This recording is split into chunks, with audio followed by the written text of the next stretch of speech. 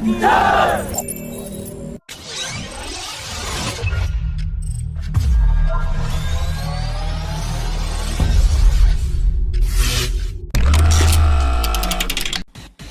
Indian Air Force is planning to sign a deal with Russia for 21 MiG-29 fighters and 12 Su-30 fighter jets in 2022, and as per latest reports, the 12 Su-30 will come equipped with advanced electronic warfare capabilities and will play a dedicated electronic warfare role, similar to US Navy's EA-18 Growlers, and there are reports that Russia has offered India its latest Kivni EW suite. This development comes at a time when China has recently unveiled its J-16D electronic warfare aircraft, which has now entered combat training with the Chinese Air Force. The Minister of State for Defense has said that the Tejas FOC configuration aircraft demands higher thrust than the intended engine requirement, hence the cavalry engine in the present architecture cannot be integrated. He also said that indigenous engines will be developed for powering the upcoming Tejas variants and AMCA 5.5 generation aircraft in association with an international engine house, in which the technological capabilities built through the cavalry engine project will be utilized. The Gas Turbine Research Establishment has also made certain changes in the dry cavalry engine, that includes a new fan using nickel and titanium alloys, a variable guide vane system for UCAF applications with serpentine intake.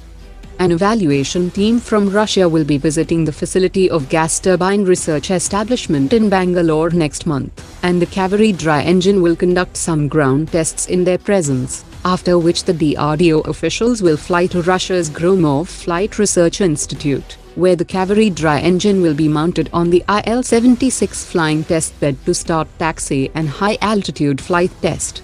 The aim is to achieve initial flight release certification by 2024, so that it can enter limited-scale production by 2026, and power the Indian Air Force's Aura autonomous stealthy unmanned combat air vehicle.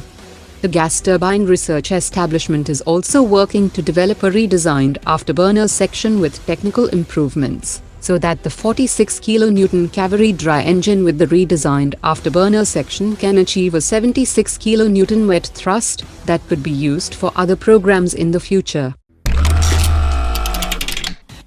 Russian officials are planning to brief and give an official presentation on the Su-75 single-engine stealth fighter jet to the Indian Air Force on the sidelines of the upcoming Defense Expo 2022.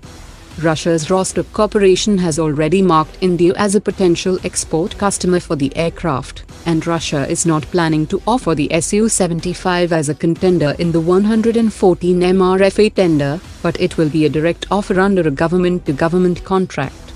Russia will offer a local production line only if the MRFA requirement can be met by the Su-75. Russia is already working on a modified AL-41F engine with 142.2 kN thrust, and the Su-75 is expected to conduct its first flight in 2023, that will be followed by an unmanned variant in the coming years. Hindustan Aeronautics will release the first prototype of the high-altitude pseudo-satellite system within the next 2 years, that will be around 70 feet, which is one-third of the original size. The final prototype will come in a couple of years, that will have 90 days of endurance, and a payload capacity of 35 kilograms, and it can conduct surveillance at more than 200 kilometers deep inside the enemy territory. The Defense Ministry had approved the procurement of 12 light utility helicopters worth 1,500 crore rupees last week, on which the Minister of State for Defense has said that Hindustan Aeronautics will manufacture 4 light utility helicopters under limited series production by 2022, and another 8 units will be built by 2024, and this would be followed by the manufacture of series production of the helicopters. The Ministry of Science and Technology has said that the indigenous developed biojet fuel has been formally approved for use on military aircraft of the Indian Air Force. The provisional clearance certificate was handed over yesterday, after successful evaluation tests and trials over the last 3 years.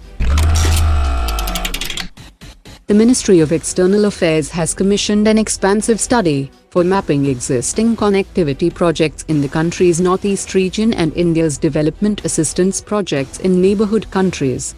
Once completed, the study would enable the government to identify how existing investments in India and outside India can be linked and leveraged to create a regional transport network.